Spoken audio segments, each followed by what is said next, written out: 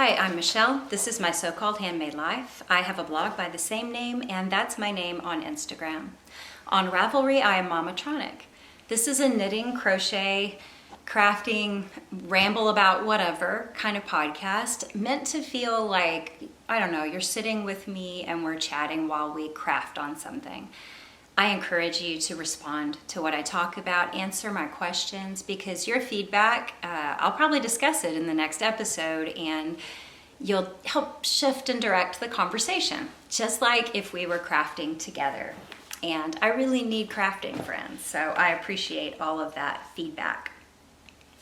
So at the end of this video, I'll show you how we did our little solo camping, or both of us camping, loft bed for our SUV. Right now, we are coming to the end of a make-along that we've been doing together here called the Recycle, Reknit, Remake, whatever, Cal make-along. The hashtag is Recycle, Reknit, Remake. And if you go onto Instagram, you can take a look at some projects that people have been working on there. You can also see my stack of things I wanted to reknit or recycle in this knit along. I have accomplished 2.5 of those things, and the rest will happen. So I urge you to continue using that hashtag even after the giveaway is over. And the giveaway is based on how many times you post photos under the hashtag of something you are currently recycling. By recycling, I mean, and for most of you, by the time this is out, that make-along, the giveaway part will be over, but the make-along is going to continue. By recycle, I mean, for instance, I have this sweater. It does not fit me anymore, but I didn't want to throw it away. And I knew that living in Texas, if I just Goodwill this or Salvation Army this, it will just get felted by someone.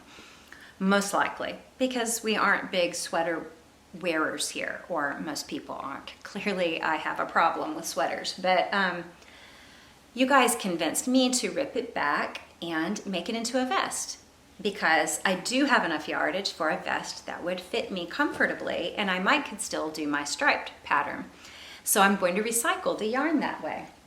Some other things I did was to take store-bought, like bargain scarves that I had of bulky yarn, and I unknit them or ripped them back and made them into knits that I actually want to wear. This high cliff hat I showed you last week, I hadn't decided on a pom-pom for it, but now I have, and this is by Melissa Shoshworry, I believe is how you say it. It's from the Plum Dandy Knits knitting book, pattern book, and this was very fun to make. It was also maybe one big scarf. I made this, and I've also finished, this is my fourth project. I think my third or fourth project to finish in this knit along. It's the Windsor headband from Tara Lynn Morrison, and so it's the last little bit of this yarn. I actually could probably make a pom-pom for this hat with the very last remains, but it wouldn't be the size that I would want it, so I didn't bother. This is a great ear warmer.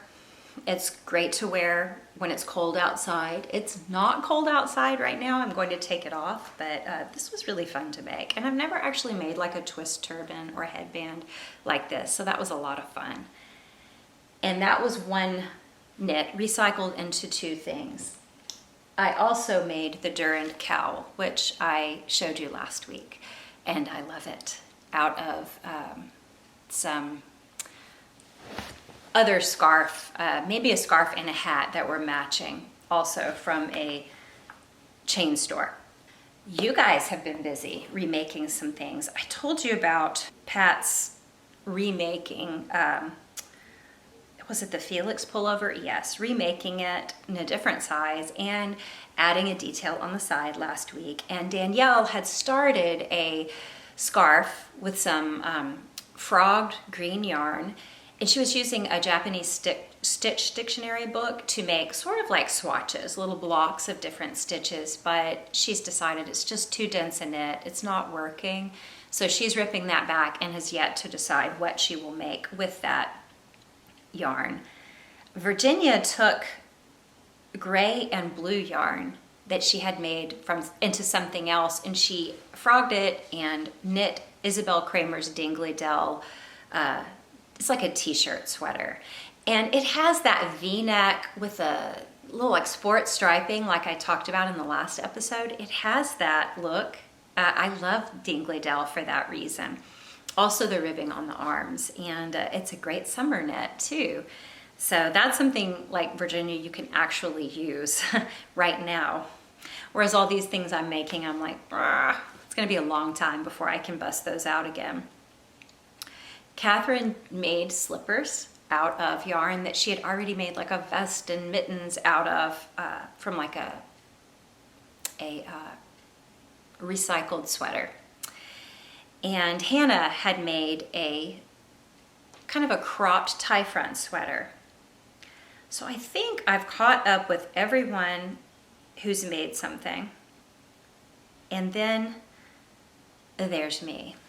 So I showed you guys the Durand cowl, the hat, and the headband. One of the things I said I wanted to do, other than this, which I will be getting, probably I will start ripping this back tomorrow. I'll probably finish ripping it back. Ripping back is kind of fun. It depends. I mean, if it's a store-bought sweater and there's weird seams, no, it wouldn't be fun, but I remember how this was knit, so. I showed you on maybe the last episode, but definitely on Instagram, my capsule sweater by Shannon Cook. I love this sweater so much. I'm very, very proud of the textural stitching I did, the pockets. It was a test knit, and I was just really meticulous on it, and I was really proud of how I did it. But here is Shannon's Ravelry page on it. My only problem was I put it on as I was knitting, but I just stopped those sleeves too short. I have pretty long arms and kind of a long torso. And this, I wanted this to be like a cozy, almost around the house type sweater, even though I would wear it wherever. And I would put my arm in, well, this isn't the right sleeve. That's the sleeve I've mended. And I just felt like, nope, this is the one. Yeah, I had it. Right, when it's on, it just stopped a little short for me. Like, I like for my sleeves to at least hit at my wrist bone. You know what I mean? And I didn't like the way it was fitting me. And I just felt like it looked ill-fitted. And I didn't grab it to wear as much this last year or so. So I was like, when moving, I found the Patton's yarn that was used for this. This is their natural mix, Patton's classic natural mix colorway, and it's a taupe color, but they've kind of changed the way they do it. This was a heathered, it's taupe, but it's like almost got a pink and gray mottled look to it. It's a really pretty natural looking colorway. But they don't make it that way anymore. It's more of a flat tan or taupe now. And so when I found the old skeins, I had like a ball and a little bit of a ball left. I was like, I gotta do this, especially for this project. So, ta-da! These sleeves actually go to the end, and they match. Same color. So I'm really pleased with this. I'll do the other sleeve tonight. And so that's like project number 4? Number 4 for me. That's a reknit. I did recycles, I've done reknits. The remake project I want to do is, I said I wanted to do a t-shirt yarn rug. Well, I've decided to wait because Jane Richmond is about to release, well, I'm saying about, she probably will. I mean, she will eventually. In her Instagram, you can see she's wanting to release. She's got testers working on a rug pattern, and I'm excited to use my yarn for that. But I thought, what if I used some of the brighter colors that I wouldn't use in the rug. This is t-shirt yarn. So I'm totally repurposing t-shirts into yarn. What if I won't put this in the rug. What if I used it to make a clutch or a bag of some sort? And Wool and the Gang has their mixtape yarn. It's similar to t-shirt yarn. And so if you found a Wool and the Gang pattern for mixtape, it would probably work with your t-shirt yarn. And I would say this will end up making a super bulky or bulky. Wool and the Gang has a lot of free downloadable patterns on their website, and I was having breakfast Saturday and I noticed they have some more out free.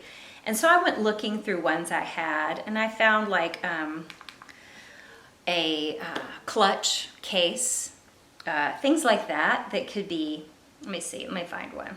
Here's one, it's called Moon Dance. That you would normally use mixtape for. That's great. It wouldn't take a lot of their mixtape yarn, but if you had t-shirt yarn, you could still use your t-shirt yarn for this pattern. And this might be one that they have for free on their website. Another that I like, I don't think this one's free. I have bought it though, because I think I have the kit for this actually.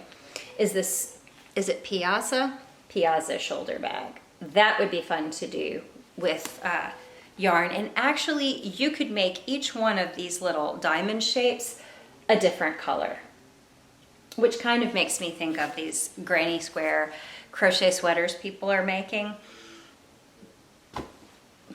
Granny square crochet bags, totes, out of t-shirt yarn could be a lot of fun. And I think they would be rugged enough for something like a market bag or a beach bag or something like that. So that is another thing I'm planning to do. Catherine had a great idea for if you do have leftovers or little bits you want to recycle, but you're not sure how to use it. She made a giant triangular scarf, started it with a tab, and she would just use leftovers. And even if she stopped mid-row, she would just keep going with the next color, start at either end, didn't let it, it didn't make a difference. It didn't have to be perfect. And she ended up with this huge shawl that's super cozy and super memorable to her. I like that idea. I used to want to have like a basket with yarn and start a scarf and have people come visit me and add to it. I might have seen that in the weekend knitting book. That was one of the first knitting books I got. But like nobody who visits me wants to knit. So lately I've thought of just having strangers do it. And I'll tell you more about that if I actually do it, how I've thought of doing that. But I love the idea of using scraps in a communal way like that. But the giant shawl idea, that's a good one for anyone watching. If you just have little bits and you're not sure what to do with them. So Katie still has some ideas for some glittery stroll yarn that she's going to reknit in some way. She had pulled out a sweater in the Great Ripping of years past. The Great Sweater Ripping sounds like a very good dystopian craft novel. Katie, I think you need to work that up into something for sure. I've been watching Station 11. Have you read the book Station 11, guys? It is a really good, like standalone, not really sci-fi, but dystopian, post-crisis type novel. It's really good. I really enjoyed it. It was a major escape when I read it, and I'm so disappointed with the TV show. I just feel like they changed characters in ways they totally didn't have to. I mean, if we can handle Lost and Inception and This Is Us, we can handle 4 simultaneous storylines that sometimes intertwine. They did not have to simplify it the way they did, and they didn't have to change characters. I really like the main actress, Mackenzie something, I don't know. She was in *Halt and Catch Fire*. I really like her. And all the other actors and actresses, I didn't know them all previously, but everyone is doing a great job. I just don't like what they've done with the story. I feel like sometimes, like Hollywood can't come up with its own stuff. So it borrows from someone, but then the writers are like, I'll show you how I can do it better. And they just mess with it. Yeah, so anyway, I'm not loving it. I'm actually surprised by how much I'm hating the changes in the storyline and in certain characters, but that's petty. Now, you guys were advising me on the sweater I was thinking of making into a cushion, and Catherine was like, yeah, just go ahead and do it. You know, it had some underarm like shaping where it had increased because it was, you know, back when every sweater was very fitted. It was very fitted and it had like little vertical stripes there. And she was like, just include it, make it part of the story. And she had a phrase that I appreciated. It's better to have it done than perfect, I believe was what you said, Catherine. And I appreciate that. That needs to be my motto because it's never perfect, but it often gets done. Don't look in my craft closet. Ivana suggested that I just go ahead and felt the sweater. That would make the fabric a lot easier for me to sew. Being a novice sewer, to work with the actual stitches unfelted might be difficult. And she said, just felt it, it'll be a whole lot easier. But this is probably really awful, but what I was considering, my husband said, why don't you just stuff it like it is and just make it a giant sweater pillow? And you guys,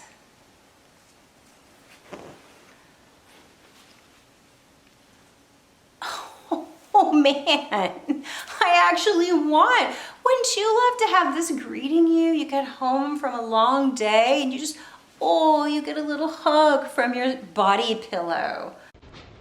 Hi, I'm Michelle, and this is my so-called handmade life. This is huge.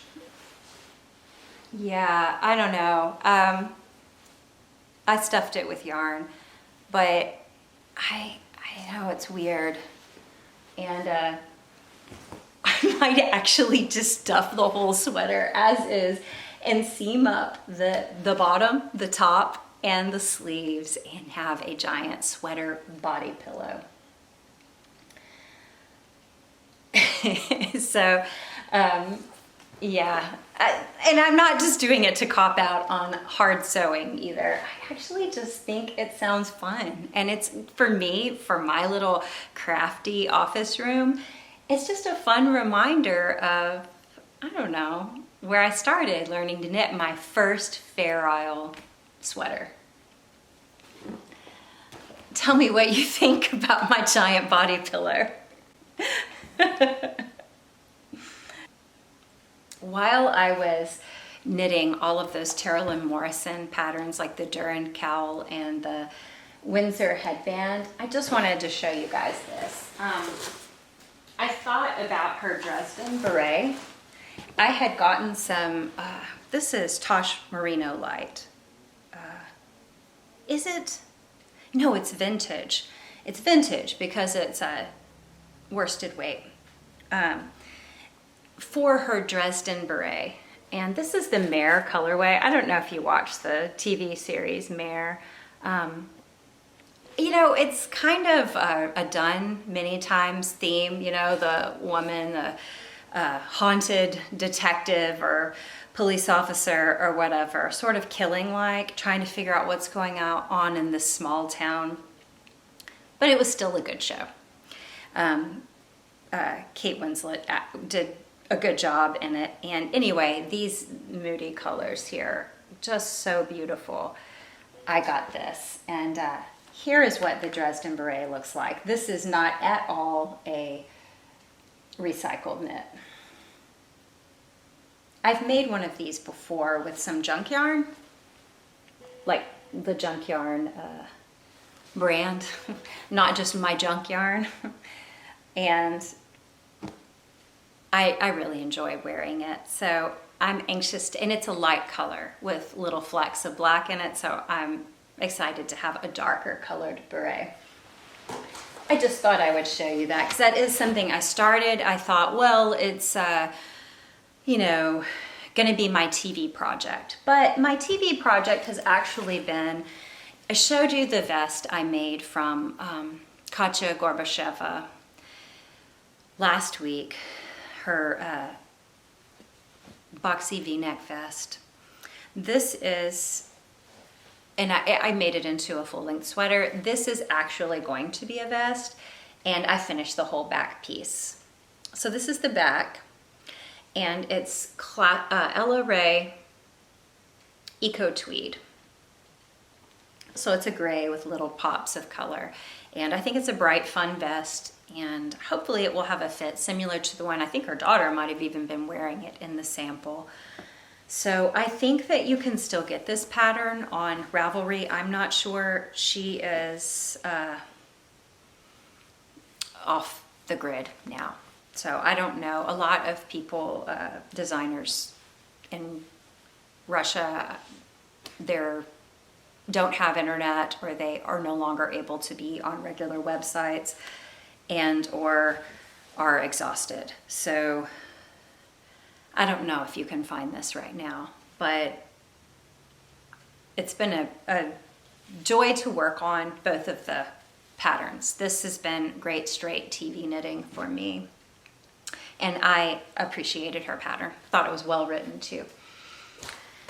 So I asked you guys, because we're talking about remaking, DIYing. I showed you my husband's bookcase that he DIY'd.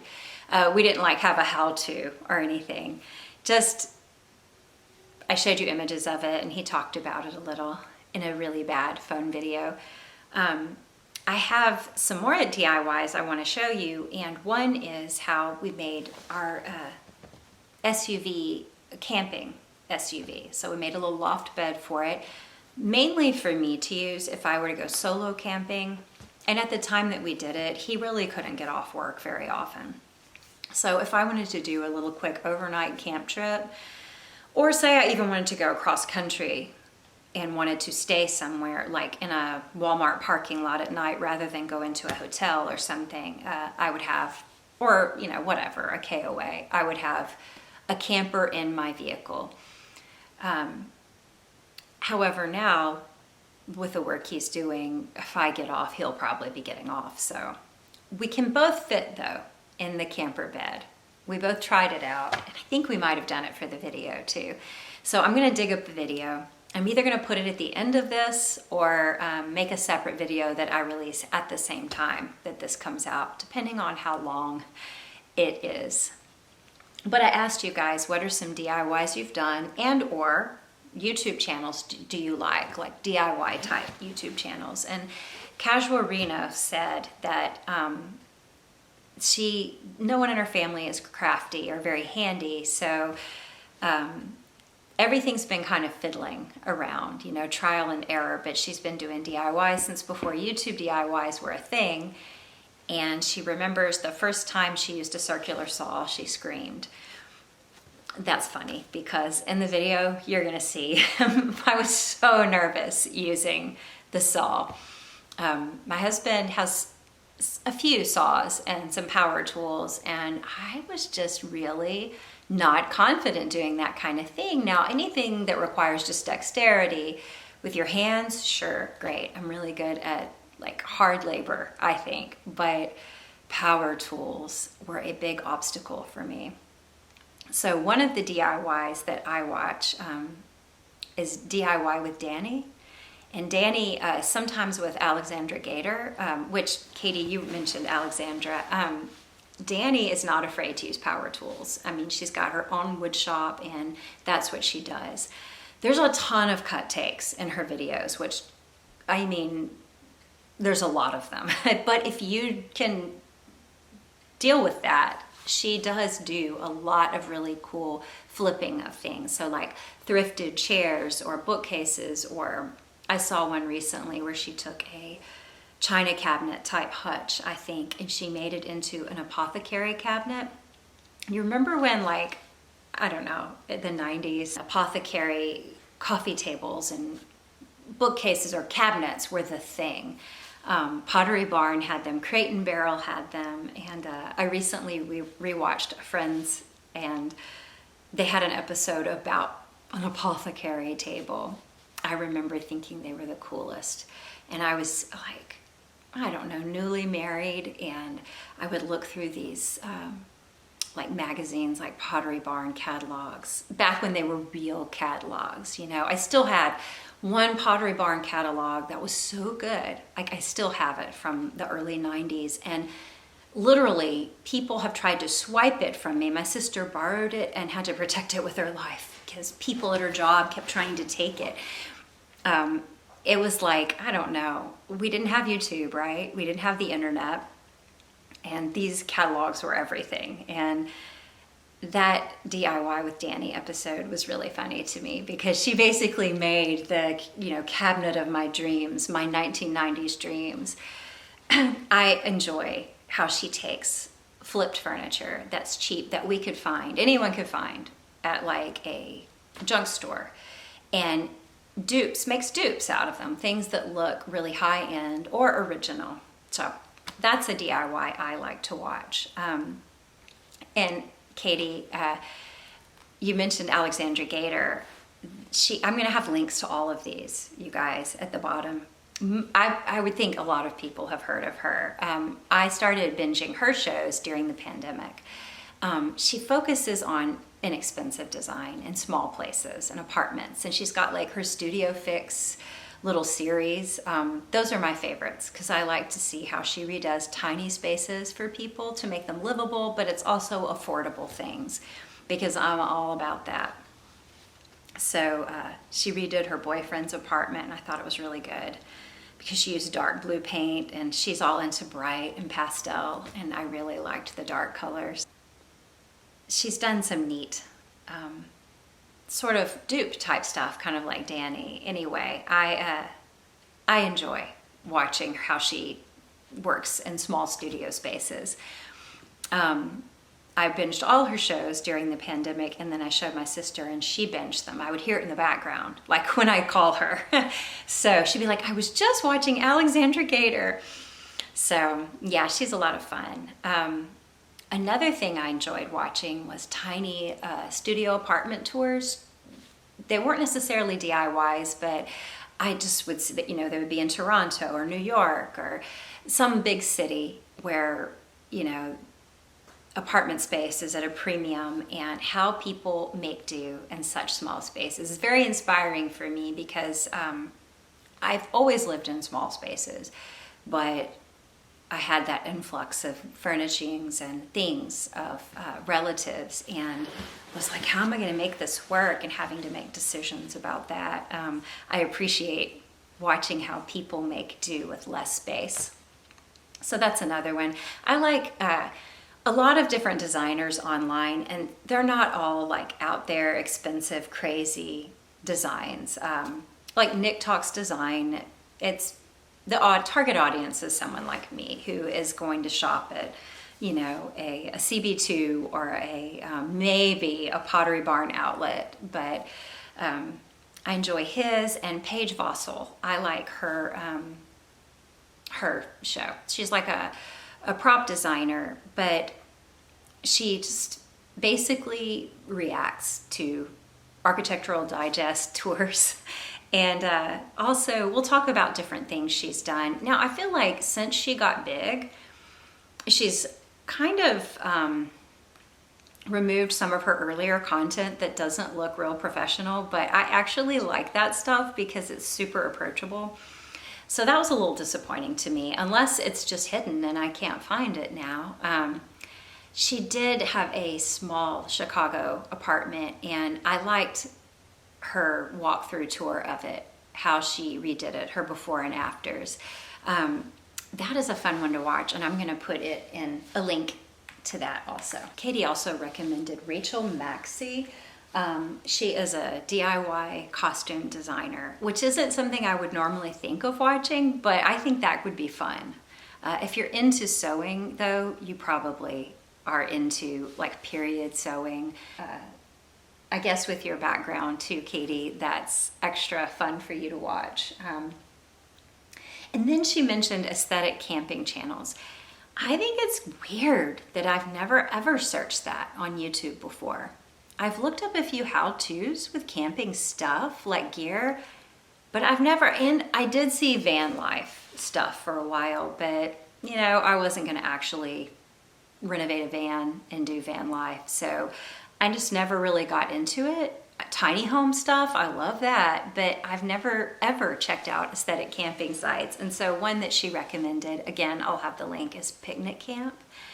And the first one I saw was like Range Rover camping. So it made me think of the solo camping I want to do in my SUV. And of course, I really like that there's no big conversion of the vehicle.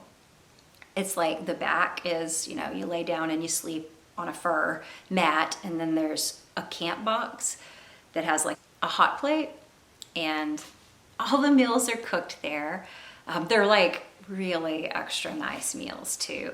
Nothing like we eat when we camp. I mean, we usually do open the bag of Fritos and put the chili in it, and now you've got Frito pie, you stir it around, you know. We typically do super easy food because our camping trips are more about walking and not really sitting and preparing the meal. But that was really inspiring because it wasn't a lot of meal prep, and it was in the back of a Range Rover. It wasn't out in a large space, you know. So I really enjoyed that, and there's a real ASMR effect to those videos too. Like the sound of the rain, you know, you're experiencing the whole camping vibe. So did you come across those during the pandemic when you were feeling cooped up? One camping video I saw when I went to looking at this type of camping video was your first medieval camping setup. And the purpose of the video was stated as increasing your medieval aesthetic. And I was like, oh my gosh, I'm gonna have so much fun watching these videos. And the guy was in costume too. Anyway, that's gonna be my new thing. I hope I get lots of suggestions on my YouTube from that. It does make me think of like tiny home living. I like watching those videos. And earthships, watching videos of earthship homes being made in the last several months, that has been something I've enjoyed doing. It's usually like communities where there's no zoning and people can do whatever they want and live off grid and live off of public utilities and public sewer. But I love how these earthships are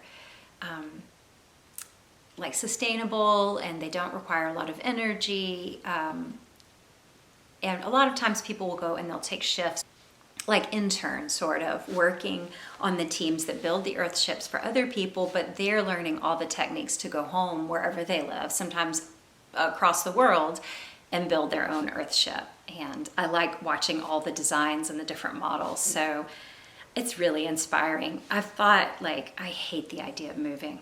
I really don't like moving.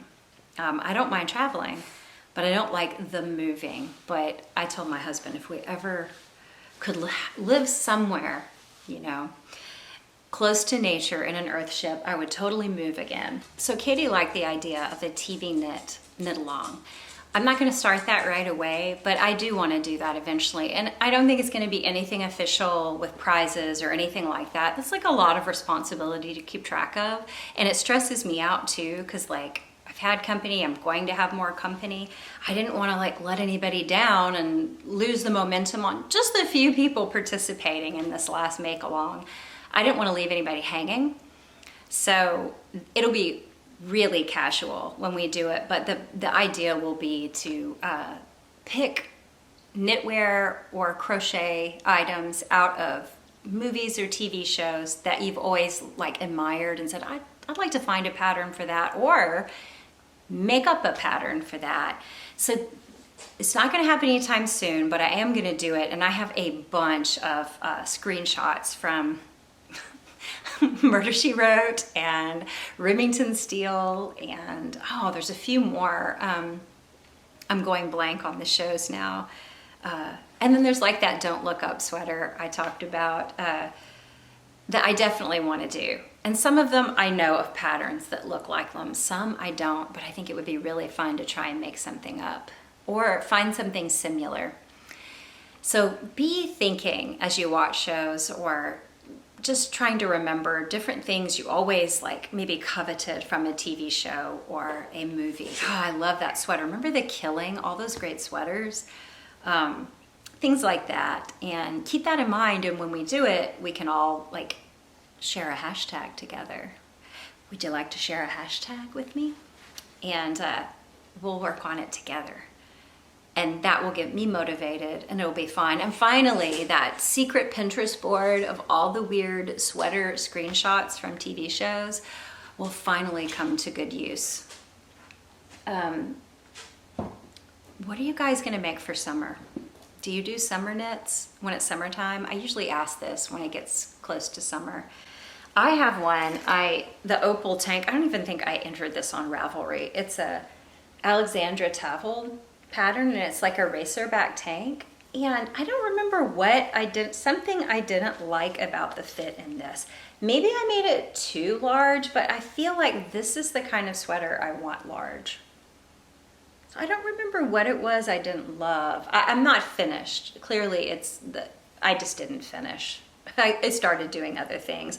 I mean, I didn't even log this in my Ravelry, but it looks so perfect for me for summer, you know, kind of casual, but maybe it wasn't big enough. Maybe I wanted it more flowy, like, you know, like things will start out fine and then if they like get caught on my belly, I don't feel like this feels like too much in the summer heat. Like I want everything flowy. So I don't know, I have to try it on and see what the issue was, but I would like to rip this back and fix or finish it and give it away if it doesn't fit me the way I want.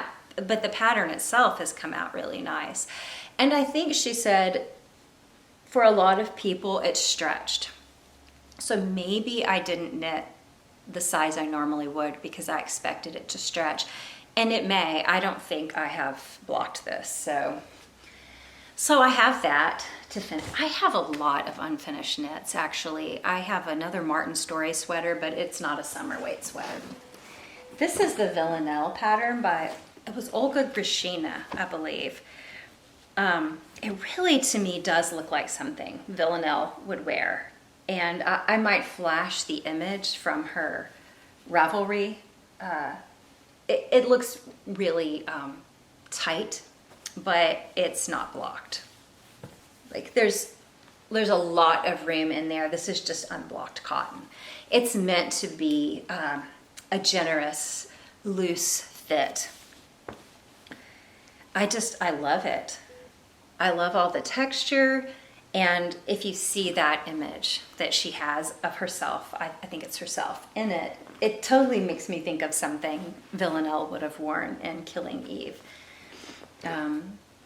I might even find a screenshot from that. Oh yeah, that's another one in my secret Pinterest board. There's a Villanelle sweater I wanted to make and I have faux fur. I could do it. Oh, it's gonna be awful, but really good. If I can execute it right. So that's another summer knit I'd like to finish. I have Andrea Mowry's May. I started a long time ago and I did it because there was a lot of stockinette and I wanted to have a movie project. But right at the bottom, there's some short row shaping and I would bring it to the movies every time. I'd get past the ribbing, bring it to the movies and I'd be like, oh yeah, short row shaping. And then I would be like, no, I've just got to sit and watch a movie. There's nothing to work on. So yeah. Oh gosh, I already have the other sleeve knit for this. Oh my gosh. This sweater is basically done. I just have to attach the sleeve and do the freaking neckline. This is incredible. Okay. I'm really excited now. Here's another, I wanted to ask you about summer things, particularly crochet projects. This is not a summer thing, but I was just gonna show you my little crochet blanket. I'm gonna pull this out and start working on it some when I'm watching TV or something like that. I do have a crochet summer project I started last year and haven't finished. It's All Around Summer Towel by Abigail Eliezer. She's Knits and Knots by Amy. And here it is I have the links for everything, but here it is rolled up on her Ravelry. So it calls for beads. And here's a good picture of the edges. There's fringe, there's eyelets all the way down the sides, and then there's fringe at either end with beads. And so I have actually quite a bit done on this. And I just picked a basic brown because I will be using this by the river in my city, and it's going to get really dirty. I just know that it will. It's not perfect. I've made mistakes all through it. I'm not really knowledgeable with crochet. When it's blocked, these little, I don't think blocking will make a huge difference, but they'll look more uniform. And then I have these little beads. Oh, I hope these don't open. Some little brown and blue turquoise beads to use for the fringe. And that's just a fun little project that even if I feel like a sweater, ugh, there's a point in the summer where even a summer sweater is just, I can't do it. This is something I could always do because we always need towels and blankets when we picnic or we go to the beach or out even hiking just to sit and picnic. So that's another project I want to work on for summer. Tell me some of the summer knits you're thinking of making. Do you do summer knits in the summer? I'd especially like some crochet inspiration, and I'll have some for you next time. I'll show you some things I've come up with that I'm interested in making. So I hope you have a really good week, and thank you all for those who've given us ideas for recycling bits of yarn or big projects, given me ideas for how to remake some things, and for all of you who participated and tried doing it on your own. I really appreciate it, and I will announce the winner of the giveaway in the next episode. But keep recycling, reknitting, and remaking, and keep using the hashtag because I'm going to, and you inspire me. Bye. I have a blog by the same name. That's my name on Instagram.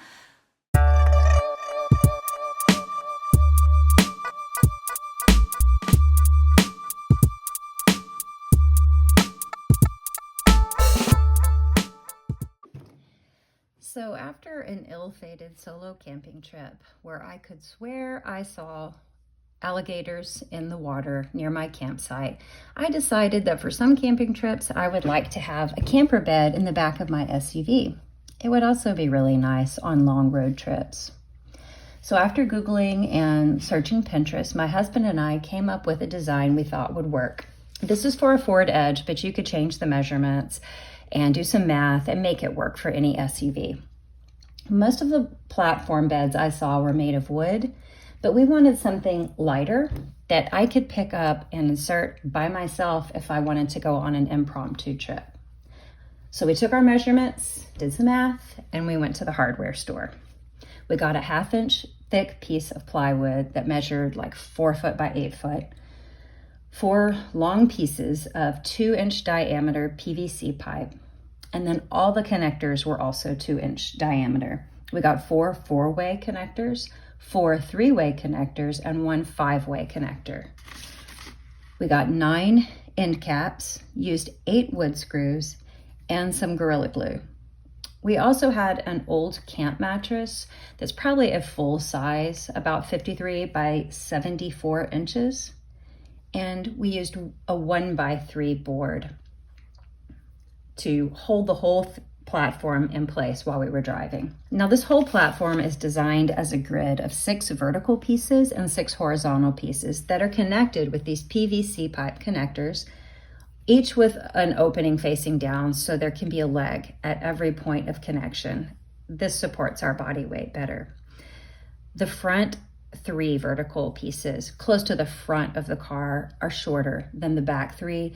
This has to do with the way our seats are configured. Step 1 was to cut our plywood to 45 inches by 68 inches. It's large enough for us to lay on, but it also lets our front seat recline back as much as either of us would want to when we were driving. Step 2 was to cut our platform pieces. So we cut 3 vertical pieces that were 25.5 inches. Those are the shorter ones. Then 3 vertical 35-inch pieces. All of our horizontal pieces, all 6 of them, were 18.5 inches. Go. All right, go. Oh, I'm not doing it. We'll do it. I'm gonna video No, you doing because the mark's right here. I know. We'll put it on. Bring the saw down without turning Okay, it on. the mark needs to be level with the hole, right? Right, but bring the saw down without turning it on Oh, to okay. where the blade touches it. Yeah. Now. Yeah. Wait, yeah. wait. Okay. Okay. Now, just turn the saw on. Squeeze the trigger. Is it level enough? Yeah, I'm it's fine. scared. It's fine. I'm scared. It's fine. Okay. Is it Do gonna shake or anything? No, just turn it on. Pull the trigger. Okay. Okay, Before go. I go down, I pull the trigger. Yeah. Pull the trigger. It's not gonna hit me with No, anything. it's not gonna do anything. This is a big deal for me. I get it. Okay. Do I have to Squeeze hold the it tight? trigger. Yeah, just try it.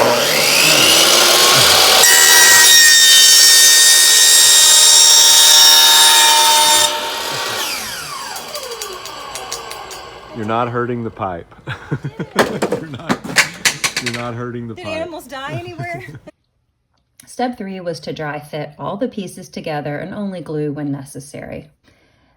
The 4-way connectors are used at each side, the 3-way connectors at the corners, and of course the 5-way connector is the very center connection.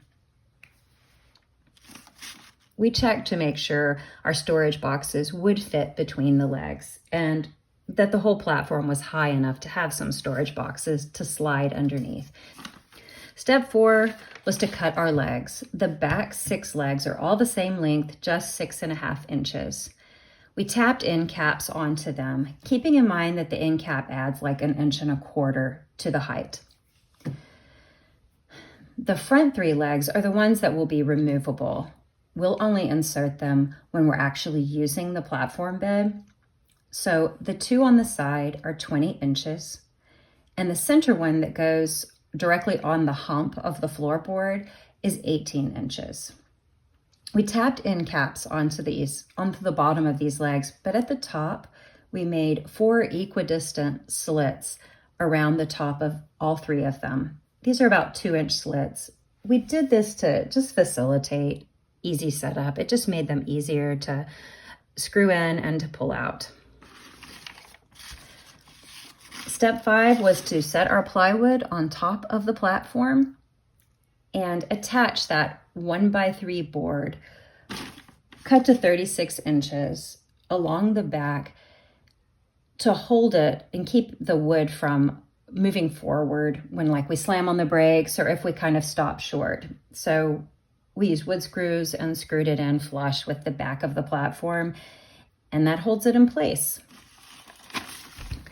So step 7 is to put our mattress on. Like I said, this was an old camper bed mattress, I think a full size for a StarCraft pop-up, but you can find replacement mattresses at RV and camper sites. You could also just order some from the foam factory online. Some of my very best sleep has been on this camper mattress with a plywood base. Okay, so now it's time to put it to the test. Would I be able to put this all together, insert it, and set it up by myself and relatively quickly?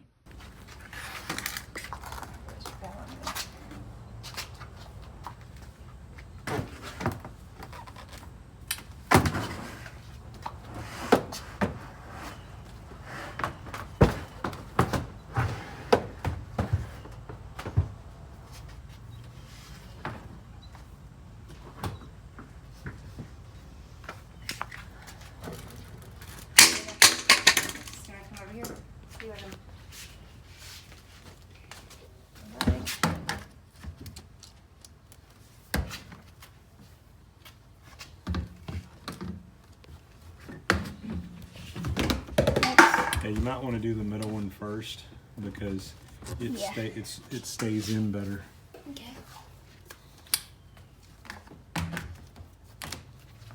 Okay. You can stay right here. Here.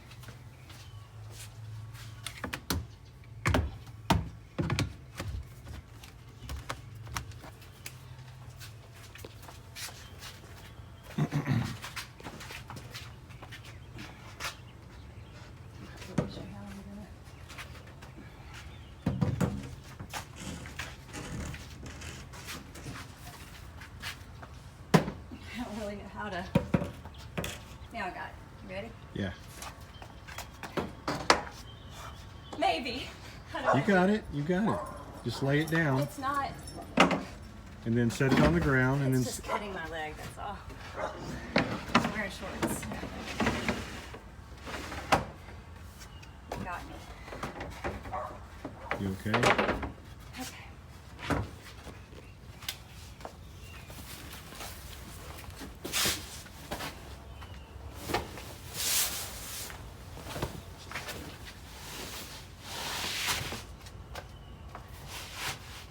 Gear can fit into there. And now it doesn't look like it fits here, but it fits tight on the other side. Outside. Yeah. Basically. It does fit, they're tight. Well, it can be adjusted too, huh? Right. As needed. That was pretty fast. Mm-hmm. Yeah. And then climb up in there Okay. from the side. Yeah.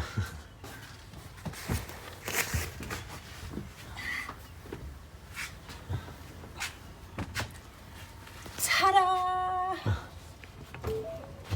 Wait. But wait. Oh, it's a little too far back. It hit something. But we know it works. Yeah, It worked yeah. earlier. It hit the mattress. The mattress wasn't slid all the way forward. Okay. Oh. Oh, that's not too bad. I just slipped right out. Yeah, I really thought it would be an ordeal here. Now, video of me getting in is a little bit different though. Oh, don't break anything. Being silly. Okay. It can be done. Okay. Not bad for one Sunday afternoon's work. Bam, bam, bam.